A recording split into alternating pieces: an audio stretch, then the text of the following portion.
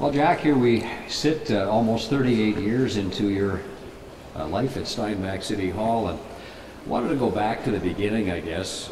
When were you first hired by the city, and what was your role at that time? That would have been 1976. That's a few years ago.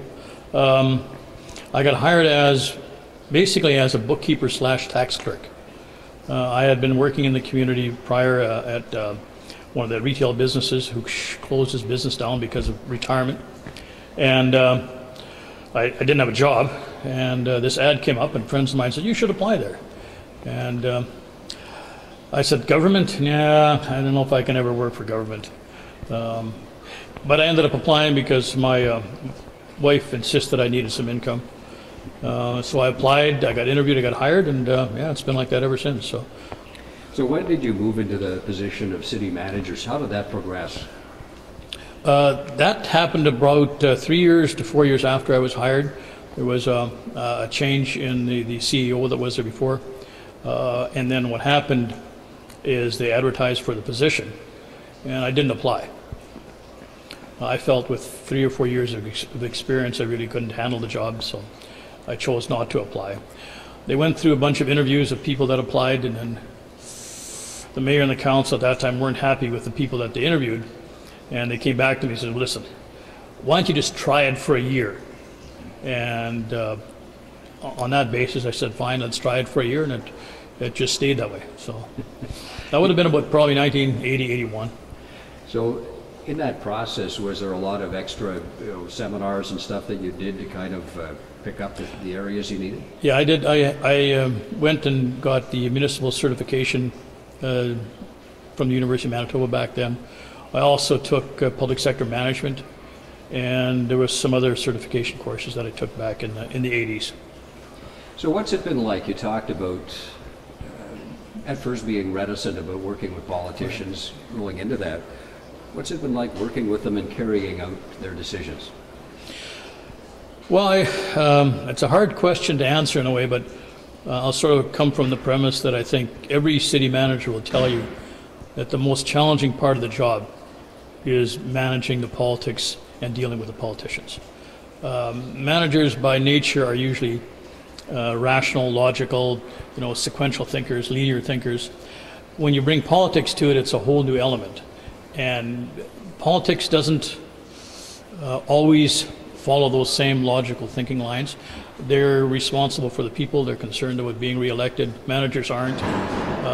So to blend that dynamic, it took me a number of years to get to the point where, from a city manager perspective, I had to convince myself I deal with majorities, because council decisions need to be done by majority, and they're not always unanimous.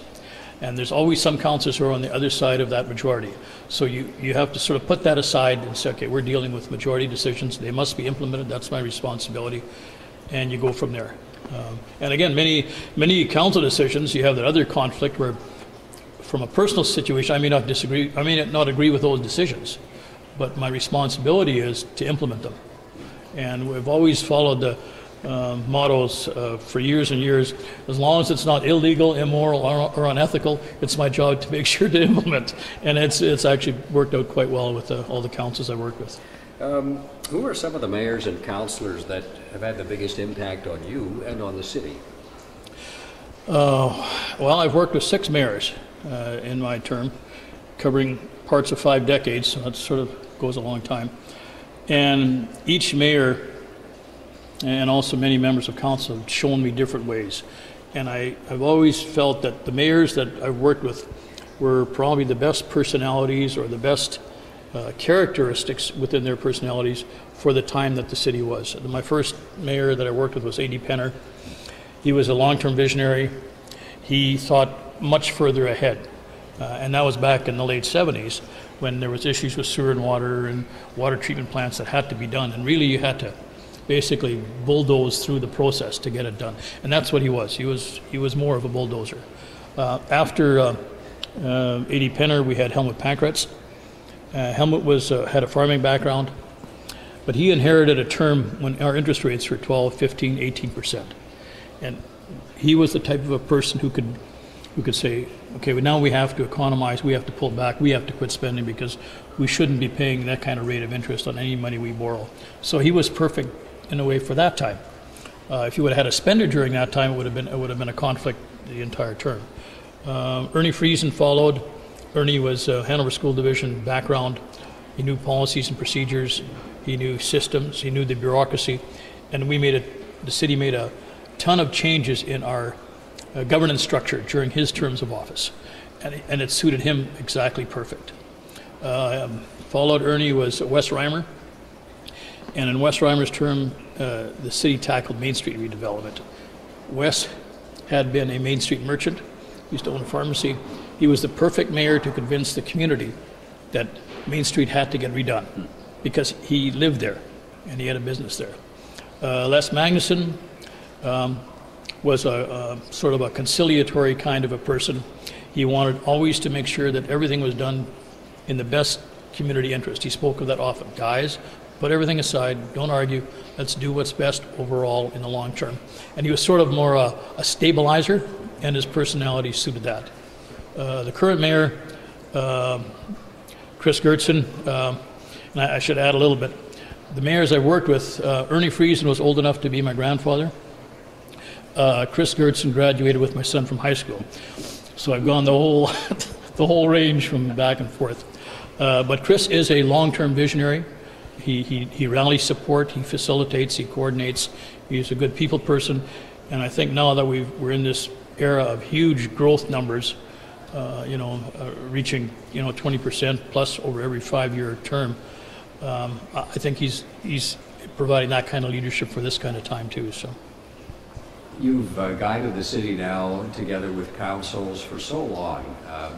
When you look at what's ahead for the city, we reached this critical mass and it seems to be just propelling itself forward with the guidance of council and administration. What's ahead? Well, I can see that I think the growth trends are going to remain.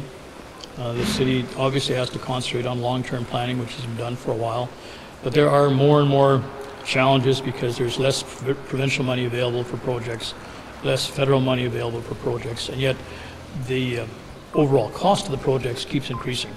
And it's really in every field. The city has done, in my view, a very good job of keeping up with infrastructure, or what I would call the meat and potatoes core stuff.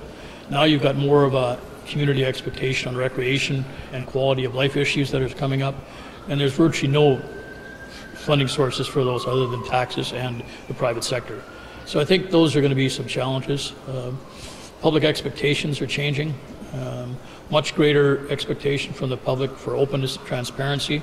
That's been going on for about a decade, but it continues to be a pressure point from the public, and it makes total sense.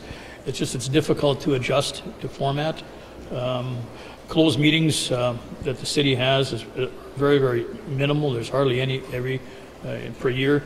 We used to have one a week back in the 70s and 80s. So it has changed, but I think that whole issue of community expectations is going to be a challenge, both from facilities and from expectations. So. When you think back to your early days here and as you developed, what are some of the personal attributes, the things that you were raised with that you think stood you in good stead along the way? Well, I could say I was a farm boy, and all farm boys work harder than anybody else, but I'd be facetious. But I should maybe answer that in a little bit of a different way. If somebody would want to get into this profession, I think they have to definitely have a thick skin, because things don't always go the way that you expect. Two, you have to be a great communicator, because you're communicating with not only the public, but you have government agencies you're dealing with, federal and provincial. You've got 7 different counselors who may hear different things when you say something. So you have to be clear and concise. You have to be a strategist. You have to be a long-term thinker. There could be a whole list of them, but every piece helps when it comes to strengths and weaknesses in this job. So. What's ahead for you personally? Well, right now I don't know. My nose is going to be to the grindstone until my last day of work, and then I'll wake up the following Monday morning, and I guess we'll sit down, we'll figure out where we're going to go from there. I'm not retiring in the sense I'm doing nothing. I'm not retiring so I can call full-time. I will expect I'll find something part-time that will give me more flexibility to spend with family and friends and pursue some of those long deferred interests that we've had for so long. And we'll see what happens. Our health, my wife and our health is still pretty good, so we may travel a little bit, but I still feel I can add value to some organizations. I'll just have to see where I fit going forward. So.